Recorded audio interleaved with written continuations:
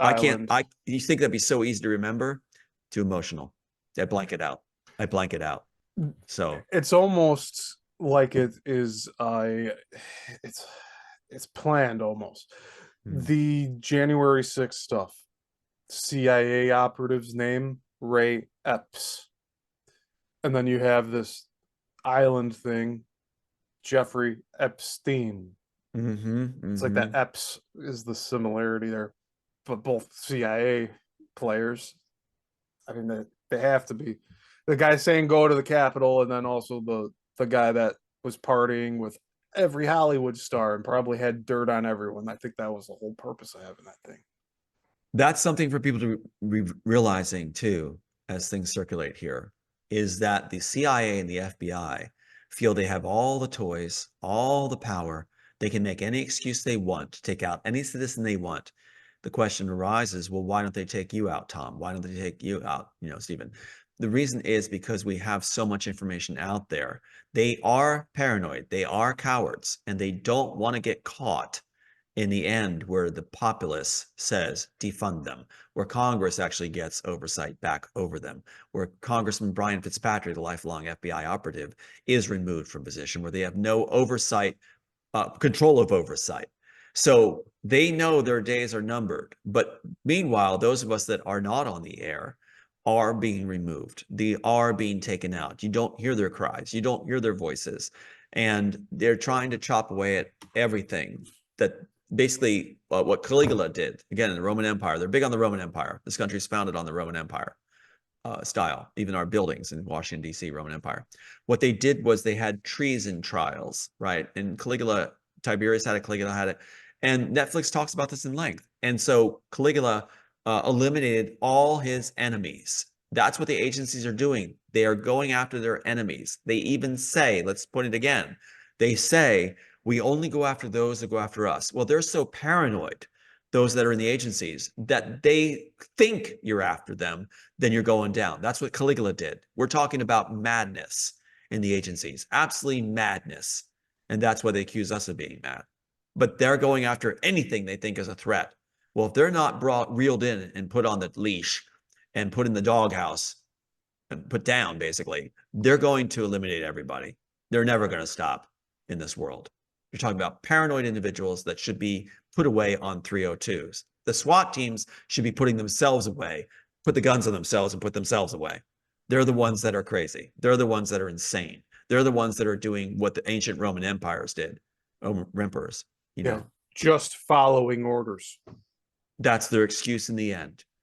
But do you think they don't get off on their power trip when they say it's all about power and they're working for the cabal and the entertainment industry? And then they'll make the excuse. And Sound of Freedom is one big excuse for the agencies. It's what it is, where the children are not being helped. And it makes people think that it's getting taken care of. That's the purpose also. I had said before, long before, there was a statement I got to make where watch for the agencies to save maybe 1 or 20 kids, do a big publicity on it, and it'll make them look like the good guys. They're not going to, they know where all these kids are, but they'll say maybe 20 or make it look like they're saving 20, right? Which Caligula did also when he claimed to have invaded Britain. He had his own legionnaire soldiers picked out that looked like Celts mostly and paraded them back in a triumph as if he had conquered Britain. He never even stepped foot. He did his own guys. So what you have is these kids, they did that. Through Sound of Freedom, they made it look like they're rescuing some kids. They didn't do 20. They won. They're such cheapskates. It's like, I thought they would maybe have 1 to 20, like, and make a big deal out of that. But they'll still continue to do that. You'll still see in response to our interviews and things like this, because they say that everybody's watching it. Roseanne just contacted again. Roseanne Barr just contacted me, my phone just the other day, last night or 2 nights ago. So So she said, she made a follow-up contact yeah, with she you made a follow-up last contact, night. right, Nice. while she's working with Trump. So it's happening. It's happening. So there's an underground. You and I are part of the underground in the view of Hollywood. So we're underground, just like the film Immortals. So you're like Morpheus. You're Alan Grace. So I yeah. want to give my Morpheus glasses now. Yeah. You So want to in give me their a moment? eyes, yeah. Yeah. But what's funny is if audiences can understand this, they're actually intrigued by the story. Now think of this.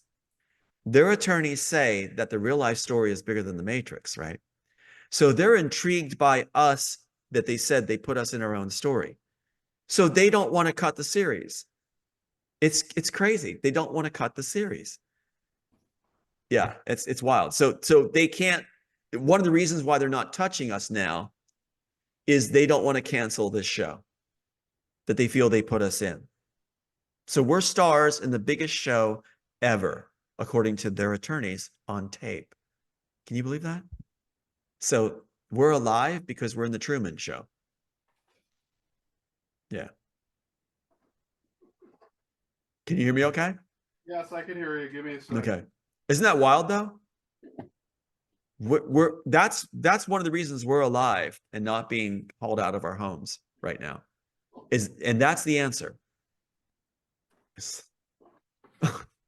So yeah, because their attorneys will call and say you're in the Truman Show, you're this, we are fans of your work. Then just do the right thing. Just do the right thing. Your screen's going all over the place.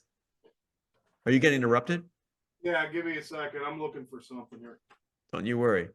Oh, that's really sweet. Thank you, Becky, for the comment. I see the comments now. So that's really sweet. I'm looking forward to meeting all the different people that actually stayed with all this and were supporting and just like, could see through everything with critical thinking. I am looking forward to a celebration where I get to meet all of us together. That's going to be so good and realize that we did it, that we saw it through. The agencies never thought it could happen. Their playbook said it wasn't a possibility.